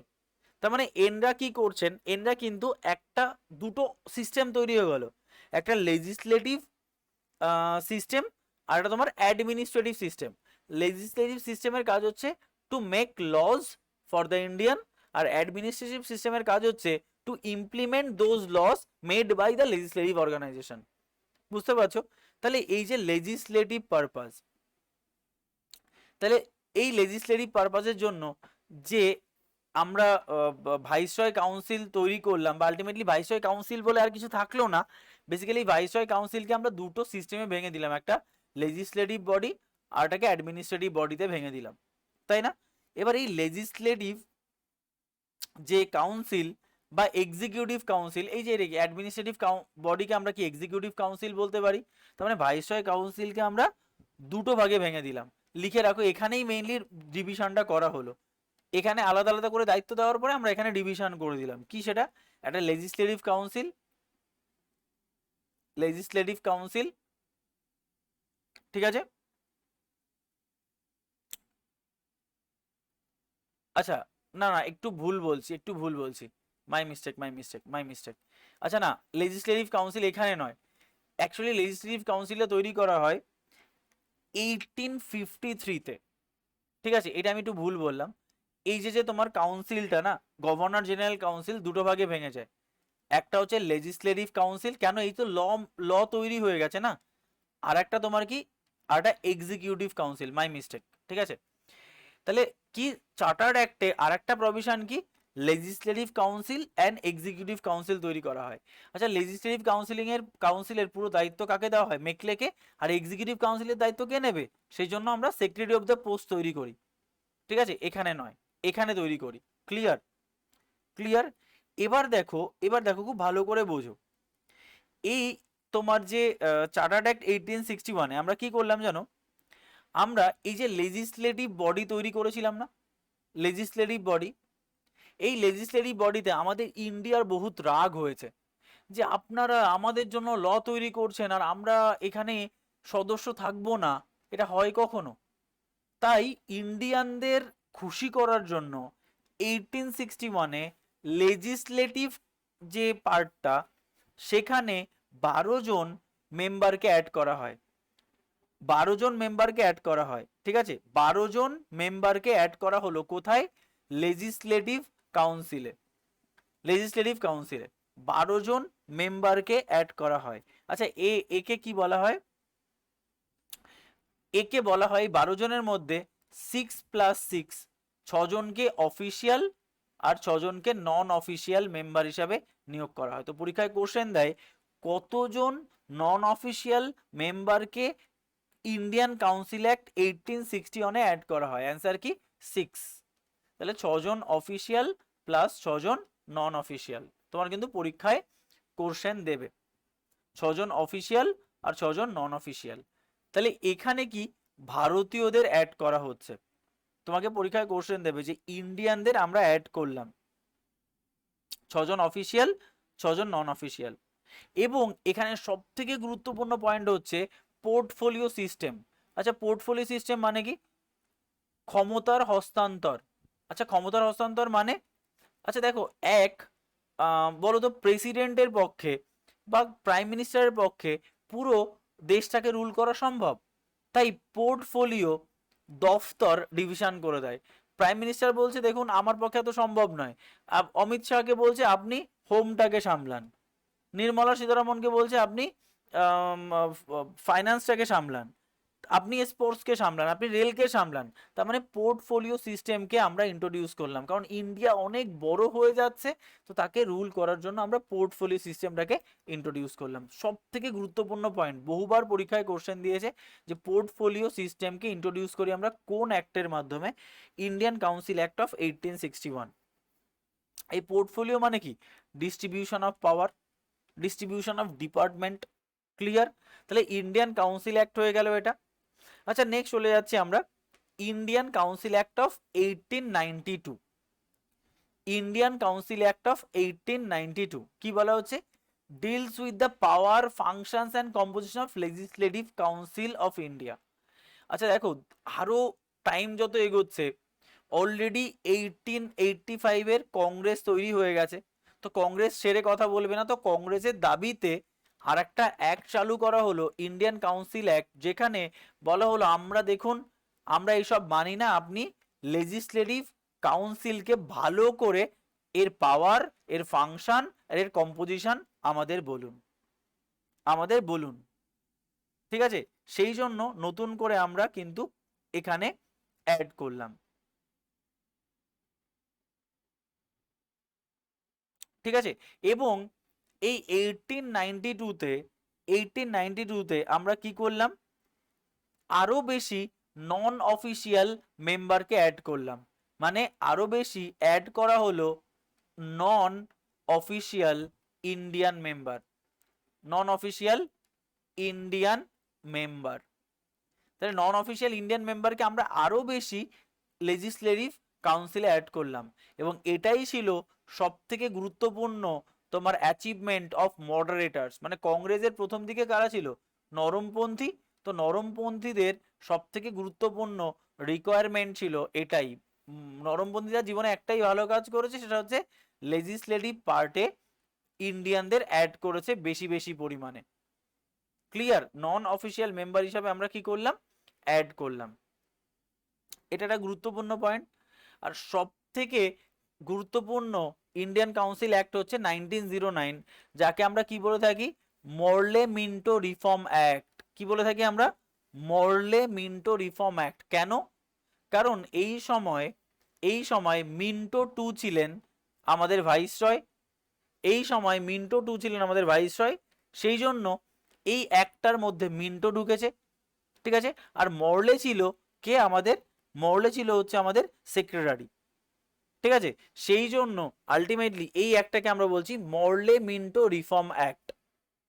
মরলে মিন্টো রিফর্ম অ্যাক্ট, যেখানে সব থেকে গুরুত্বপূর্ণ অ্যাচিভমেন্ট দেখো, মুসলিম লীগ কত সালে তৈরি হয়?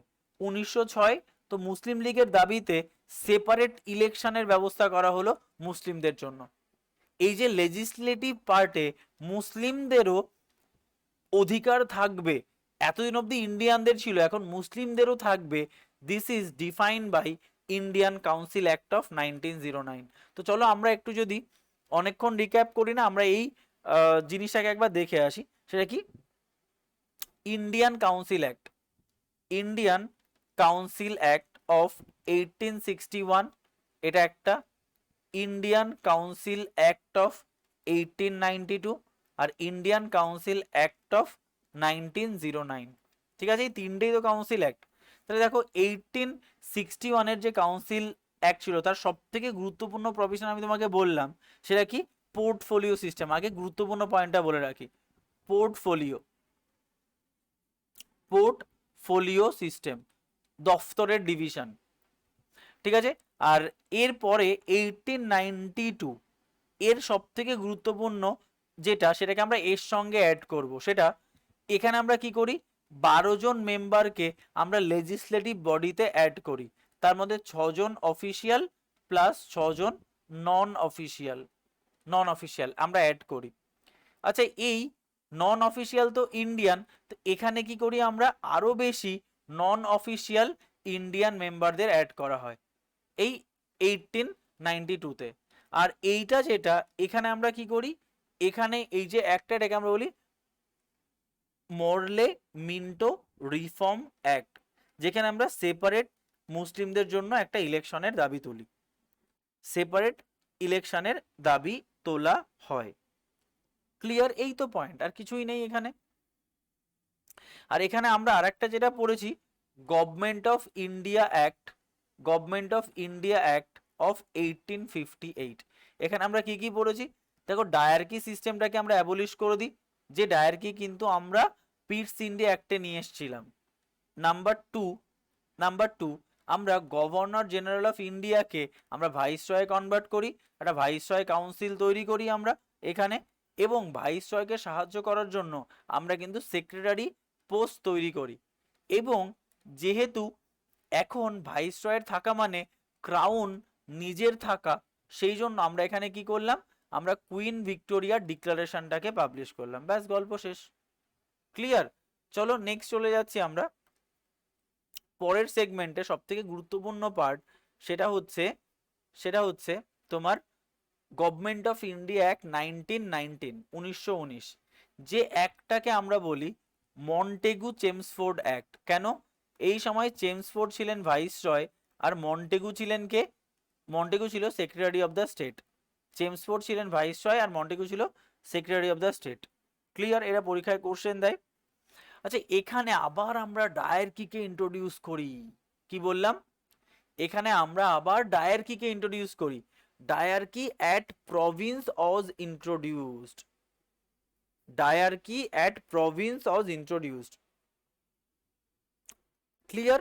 Dyarchy at Province was introduced, আমি ক্লিয়ার করে দিচ্ছি, দাঁড়াও একটু পরে পুরো জিনিসটা বুঝতে হবে আমাদের একটু।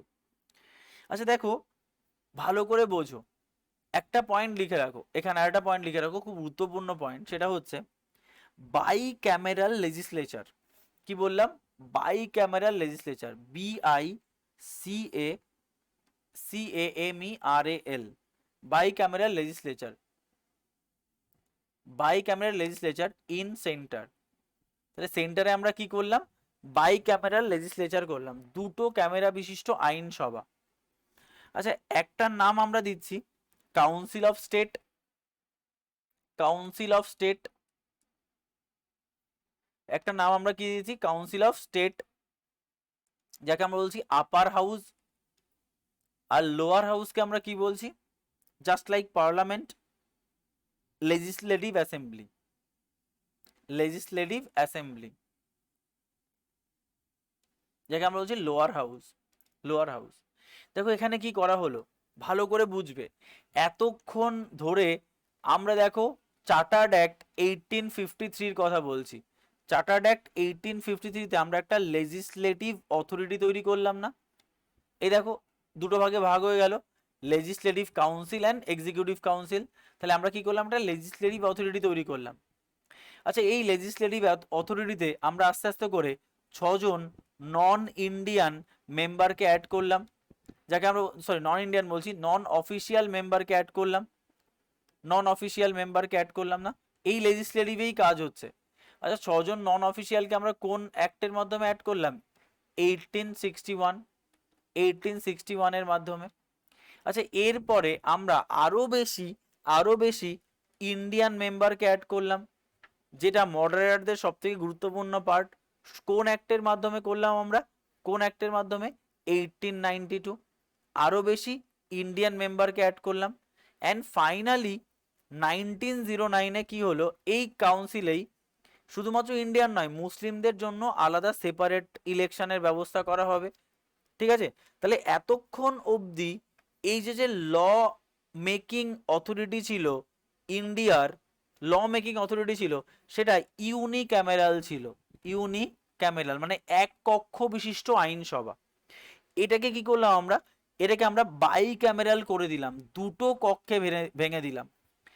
আমরা যেমন পার্লামেন্ট জানি একটা upper house Rajya Sabha, lower house Lok Sabha, তেমনি এটাকে আমরা দুটো কক্ষ বিশিষ্ট আইনসভা বানিয়ে দিলাম বাই ক্যামেরা ইন সেন্টার। একটাকে আপার হাউসকে বলছি আমরা কাউন্সিল অফ স্টেট, লোয়ার হাউসকে আমরা কি বলছি legislative assembly. Legislative assembly clear সবার কাছে? একদম পুরো ক্লিয়ার। তাহলে bicameral legislature in centre এটা করলাম, এটা কিন্তু খুব গুরুত্বপূর্ণ পয়েন্ট। আচ্ছা আর একটা জিনিস কি করলাম, ডায়ারকি অ্যাট প্রভিন্স। ডায়ারকি অ্যাট প্রভিন্স, আচ্ছা ডায়ারকি অ্যাট প্রভিন্স কথাটার অর্থ কি? ডায়ারকি কথাটার অর্থ হচ্ছে আবার দ্বৈত শাসন। দুটো দুটো অর্গানাইজেশন প্রভিন্সকে রুল করবে।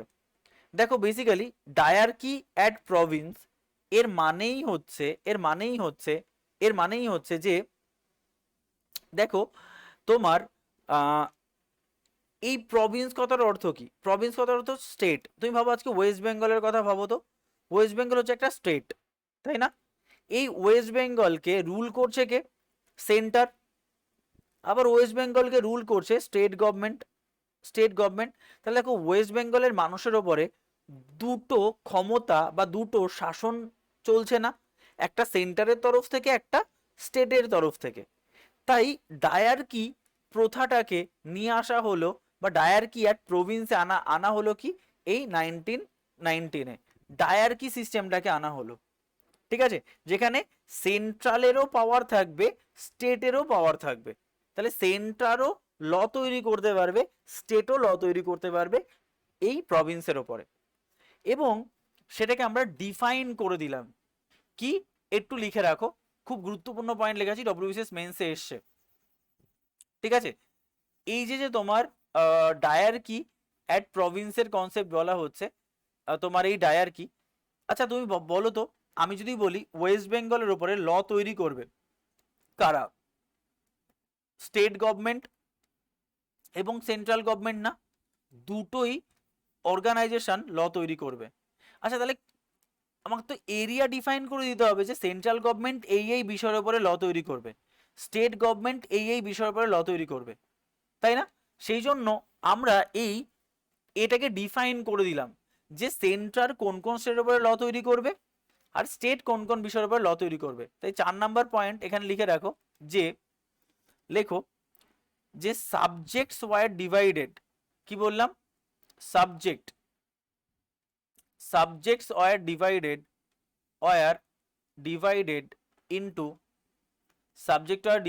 Into two list. দুটো লিস্টে ডিভাইড করা হলো, এটা কিন্তু মেন্সের question. Subject are divided into two list, দুটো লিস্টে ভাগ করে দেওয়া হলো। একটাকে আমরা বলছি সেন্ট্রাল সাবজেক্ট, আর একটাকে আমরা কি বলছি? Provincial subject. মানে প্রভিন্সে ডায়ারকি বানানো হলো, মানে সেন্ট্রাল সাবজেক্ট মানে সেন্ট্রাল এই সাবজেক্টের উপরে ল তৈরি করতে পারবে প্রভিন্সের উপরে, আর প্রভিন্সিয়াল সাবজেক্ট মানে হচ্ছে প্রভিন্স এই বিষয়ের উপরে ল তৈরি করতে পারবে। আচ্ছা প্রভিন্সিয়াল সাবজেক্টকে আমরা আবার দুটো ভাগে ভাগ করেছি, লিখে রাখো তো। প্রভিন্সিয়াল সাবজেক্টকে আমরা আবার দুটো ভাগে ভাগ করেছি, একটাকে আমরা বলতে পারি ট্রান্সফার্ড সাবজেক্ট, পরীক্ষায় কোশ্চেন দেয়। আর এটাকে আমরা বলি রিজার্ভড সাবজেক্ট, রিজার্ভ সাবজেক্ট। তার মানে প্রভিন্সিয়াল সাবজেক্টের আবার দুটো পার্ট, একটাকে আমরা কি বলছি? ট্রান্সফার সাবজেক্ট, একটাকে আমরা বলছি রিজার্ভ সাবজেক্ট। আচ্ছা যেটা ট্রান্সফার সাবজেক্ট তার মধ্যে কি কি পড়ে একটু লিখে রাখো। লোকাল সেলফ গভর্নমেন্ট ট্রান্সফার সাবজেক্টের মধ্যে পড়ে। এডুকেশন ট্রান্সফার সাবজেক্টের মধ্যে পড়ে। পাবলিক ওয়ার্ক ট্রান্সফার সাবজেক্টের মধ্যে পড়ে। এগ্রিকালচার, ফরেস্ট, ফিশারিজ, এইগুলো প্রভিন্সিয়াল সাবজেক্টের ট্রান্সফার সাবজেক্টের মধ্যে পড়ে। কি বললাম? Local self government, education, public work, agriculture, forest and fisheries, এতগুলো জিনিস কিন্তু তোমার ট্রান্সফার সাবজেক্টের মধ্যে পড়ছে। আর রিজার্ভ সাবজেক্টের মধ্যে কি কি পড়ছে লিখে রাখো, justice, justice, justice, police, justice, police, land revenue, land revenue, irrigation, irrigation. তাহলে এইগুলো প্রভিন্সিয়াল সাবজেক্টের রিজার্ভ সাবজেক্টের মধ্যে পড়ে। পরীক্ষায় কোশ্চেন দিয়েছিল ডব্লিউবিসিএসসি তে এডুকেশন কোন সাবজেক্টের মধ্যে পড়ে, অ্যান্ড অপশন ছিল ট্রান্সফার সাবজেক্টের মধ্যে। তখন অনেকেই বুঝতে পারেনি ভাই ট্রান্সফার সাবজেক্ট ব্যাপারটা কি। ট্রান্সফার সাবজেক্ট হচ্ছে এই ডায়ার্কির দুটো সাবজেক্ট তৈরি করা হয়, একটাকে আমরা বলছি সেন্ট্রাল সাবজেক্ট আর এটাকে প্রভিন্সিয়াল সাবজেক্ট। তো প্রভিন্সিয়াল সাবজেক্টে একটা ট্রান্সফার সাবজেক্ট, একটা রিজার্ভ সাবজেক্ট, ঠিক আছে। আচ্ছা নেক্সট দেখো, নেক্সট কি করা হলো, নেক্সট হচ্ছে দেখো আমরা 1909-এ মুসলিমদের জন্য সেপারেট ইলেকশনের ব্যবস্থা করলাম। ভালো করে বোঝো, মুসলিমদের জন্য সেপারেট ইলেকশনের ব্যবস্থা করলাম। তাহলে এরপরে পড়ে রয়েছে কারা, শিখ, খ্রিস্টান, অ্যাংলো ইন্ডিয়ান, ইউরোপিয়ানস।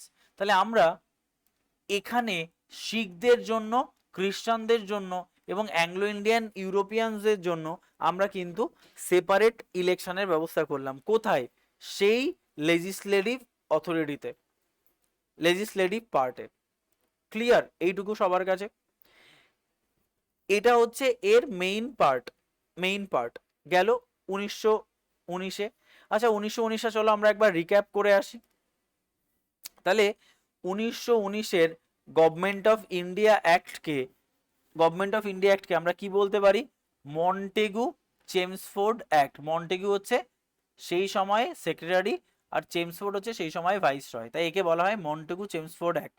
আচ্ছা এখানে কি করা হয়, মেইন প্রভিশন হচ্ছে ডায়ার্কি সিস্টেমকে ইন্ট্রোডিউস করা হয়।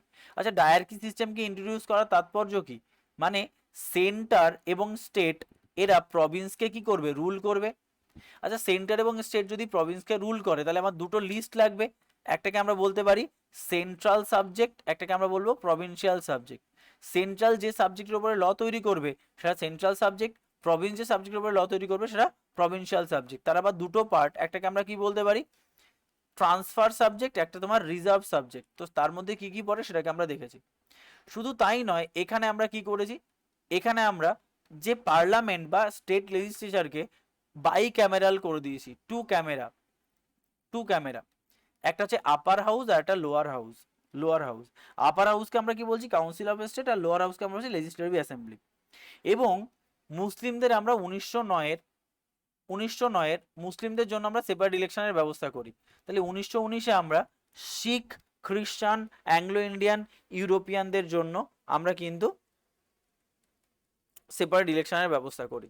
এই তো 1919, ব্যাস কমপ্লিট। চলো নেক্সট চলে যাচ্ছি আমরা, নেক্সট চলে যাচ্ছি আমরা 1935-এ। আচ্ছা 1935-এ খুব গুরুত্বপূর্ণ একটা প্রভিশন আনা হয়, সেটা হচ্ছে এই ডায়ার্কিকে অ্যাবলিশ করা হয়। পরীক্ষায় কোশ্চেন দেবে যে এই যে ডায়ার্কি ছিল সেই ডায়ার্কিকে অ্যাবলিশ করি আমরা কত সালে, 1935-এ। আচ্ছা 1935-এ আমরা যে ডায়ার্কিকে অ্যাবলিশ করি, অ্যাবলিশ করি সেই ডায়ার্কি, সেই ডায়ার্কিকে আমরা নতুন করে চালু করি কি, আগে ডায়ার্কির জন্য আমরা দুটো সাবজেক্টে ভেঙে দিয়েছিলাম না, একটা সেন্ট্রাল সাবজেক্ট একটা প্রভিন্সিয়াল সাবজেক্ট। এখন আমরা এই ডায়ার্কি প্রথাকে তুলে দিয়ে আমরা তিনটে লিস্টে ভেঙে দিয়েছি, one is federal list, one is provincial list, one is concurrent list. দেখো এখানে কি ছিল, এখানেও কিন্তু তিনটে পার্টই ছিল, একটা কি central, transferred and reserve subject. তো এটাকে আমরা রিমডিফাই করে বললাম এখন আমাদের লিস্ট হচ্ছে তিনটে।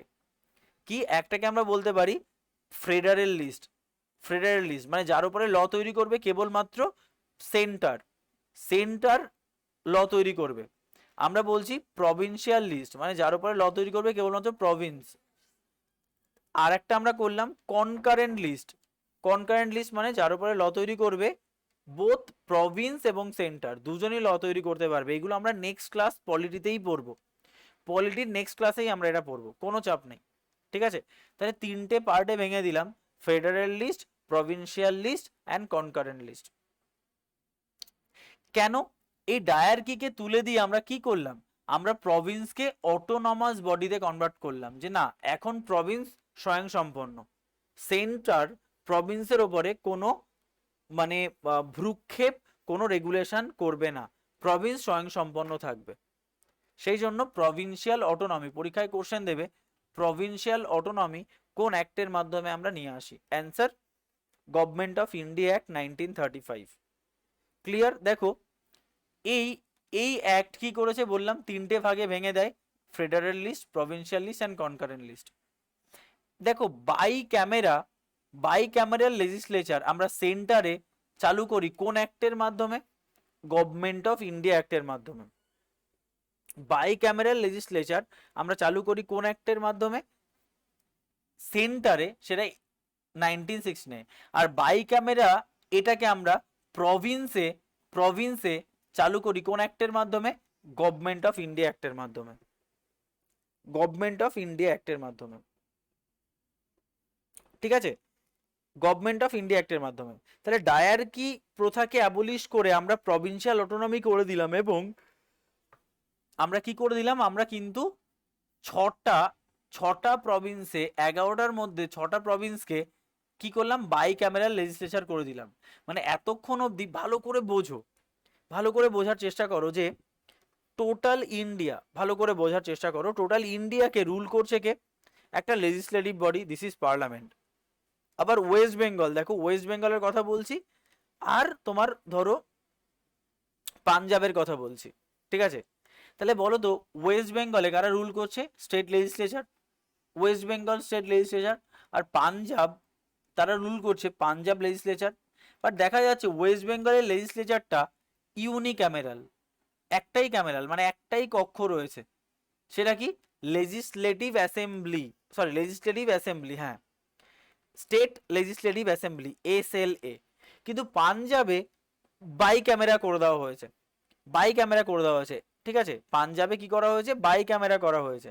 বাই ক্যামেরা করা হয়েছে মানে দুটো অর্গানাইজেশন বা দুটো সিস্টেম রুল করে, একটাকে বলা হয় স্টেট লেজিসলেটিভ কাউন্সিল, আর এটাকে বলা হয় স্টেট লেজিসলেটিভ অ্যাসেম্বলি, মানে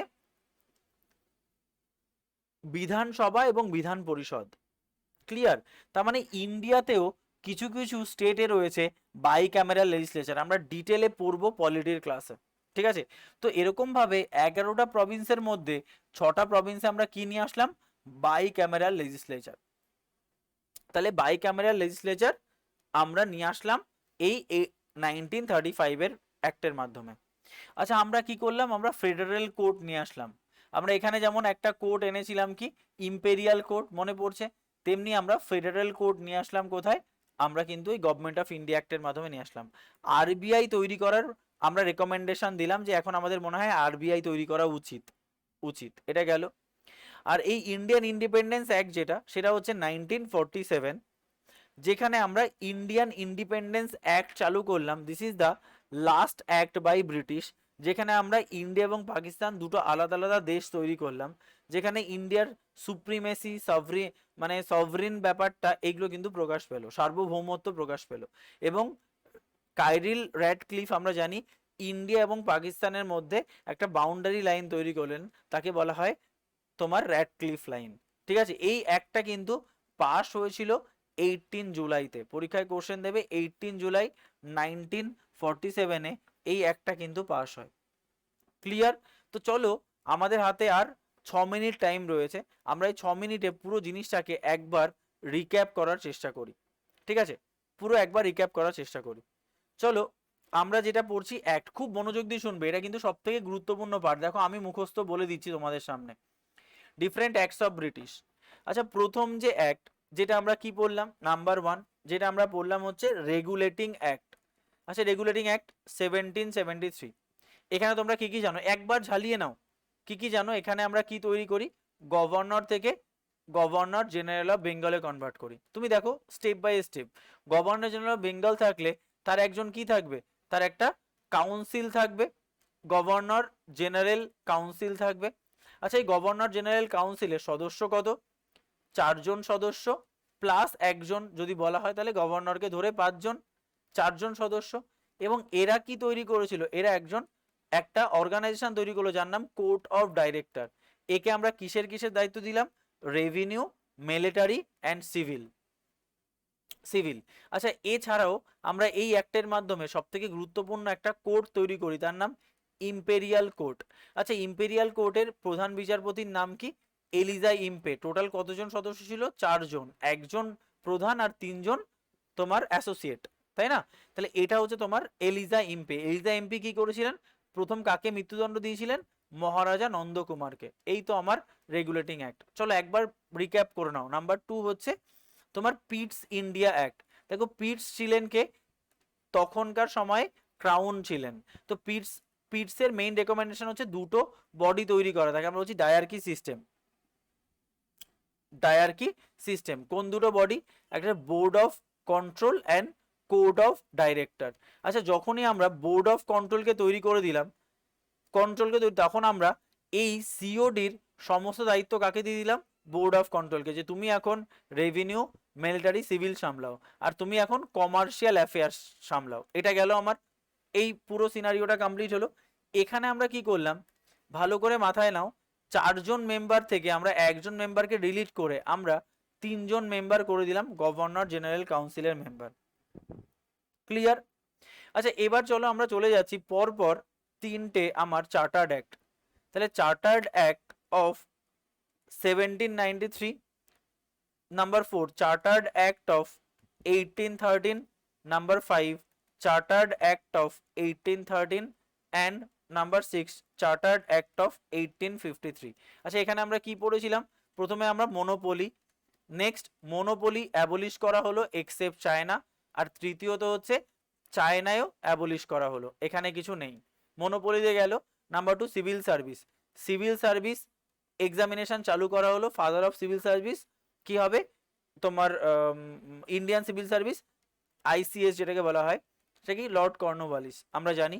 আচ্ছা এই সিভিল সার্ভিসটা এখানে ফেল করলাম আমরা, ইন্ডিয়ানদের জন্য ওপেন কম্পিটিটিভ করার ফেল করলাম, বাট এখানে আমরা পাস করলাম, হয়ে গেল ওপেন কম্পিটিটিভ এক্সামিনেশন, যেখানে ইন্ডিয়ানরা অংশগ্রহণ করতে পারে। ঠিক আছে। আচ্ছা এখানে সব থেকে গুরুত্বপূর্ণ যে পয়েন্ট দুটো আমরা, মানে এটা হয়ে যায়, এখানে সব থেকে গুরুত্বপূর্ণ যে দুটো পয়েন্ট আমরা ছেড়ে গেছি, একটা হচ্ছে 1813-এ 1,00,000 টাকা ডোনেট করা হয়, যেটা নিয়ে একটা ঝামেলা হয় এডুকেশনের ইমপ্রুভমেন্টের জন্য, সেটা হচ্ছে অ্যানিলিস্ট ওরিয়েন্টালিস্ট কনফ্লিক্ট। ঠিক আছে। এবং খ্রিস্টান মিশনারিজদের আমরা কি করি, আমরা এখানে খ্রিস্ট ধর্ম প্রচারের জন্য ডাকি। আচ্ছা এই যে পার্টটা 1813, এটা 1833, সরি 1833। আচ্ছা 1833-তে আমরা কি করলাম, 1833 আমাদের কমপ্লিট হয়ে গেল। আচ্ছা 1853-তে আমরা কি করেছি, আমরা এই গভর্নর কাউন্সিল যেটা এখানে ছিল, এই গভর্নর কাউন্সিলকে আমরা ভেঙে দিয়েছি। একটা জিনিস মিস করে গেছি, এখানে কি করা হয়, আবার গভর্নর জেনারেল কাউন্সিলকে আমরা একজন মেম্বার অ্যাড করি। 3 + 1 অ্যান্সার হচ্ছে 4, মানে আমরা মেকলেকে অ্যাড করলাম, তাকে ল মেম্বার বানানো হলো। যখনই এনাকে ল অফিসার বানানো হলো, মানে ল কমিশনের হেড বানানো হলো, তখনই আমরা এখানে কি করলাম, গভর্নর জেনারেল কাউন্সিলকে দুটো ভাগে ভেঙে দিলাম। একটা কি, একটা হচ্ছে লেজিসলেটিভ কাউন্সিল, আর একটাকে আমরা বলছি এক্সিকিউটিভ কাউন্সিল, দুটো ভাগে ভেঙে দিলাম।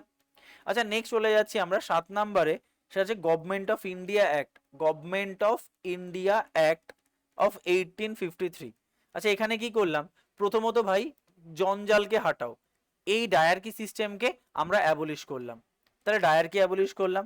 নাম্বার 2 তো আমাদের এই পয়েন্টটা সবাই আমরা জানি, গভর্নর জেনারেল অফ ইন্ডিয়া থেকে, আর একটা পয়েন্ট তো আমরা এখানে মিস করে গেছি, এখানে কি করা হয়েছে, গভর্নর জেনারেল অফ বেঙ্গল থেকে গভর্নর জেনারেল অফ ইন্ডিয়াতে আমরা কনভার্ট করি। এখানে কি গভর্নর জেনারেল অফ ইন্ডিয়া থেকে আমরা ভাইস রয়ে কনভার্ট করি। আর যখনই ভাইস রয় হয়ে গেল, তখনই কুইন নিজে বললেন যে ভাইস রয়ের এখন এই দায়িত্ব। তাহলে কুইন্স ডিক্লারেশন আমরা কিন্তু এলাহাবাদে ক্যানিং পড়ে শুনিয়েছিল। এবং ভাইস রয়কে সাহায্য করার জন্য আমরা একজন সেক্রেটারি অফ দ্য স্টেট পোস্টকে ক্রিয়েট করি। আর সেক্রেটারি দায়িত্ব দিয়ে দিলাম কি, পুরো এক্সিকিউটিভ কাউন্সিল বা অ্যাডমিনিস্ট্রেটিভ হেড হিসাবে আমরা সেক্রেটারিকে বসিয়ে দিলাম। এই তো হয়ে গেল। নেক্সট আমাদের পরপর তিনটে হচ্ছে ইন্ডিয়ান কাউন্সিল অ্যাক্ট, এটা কত সালে, 1861, Indian council act 1892 and Indian council act 1909। তিনটে পয়েন্ট আমরা ফটাফট পড়ে নিচ্ছি। এর মেইন প্রভিশন হচ্ছে পোর্টফোলিও সিস্টেমটাকে ইমপ্রুভ করা, সব থেকে গুরুত্বপূর্ণ পয়েন্ট এটা। এই 1861-এর এবং 12 জন মেম্বারের মধ্যে 6 জন অফিসিয়াল 6 জন নন অফিসিয়ালকে আমরা অ্যাড করি।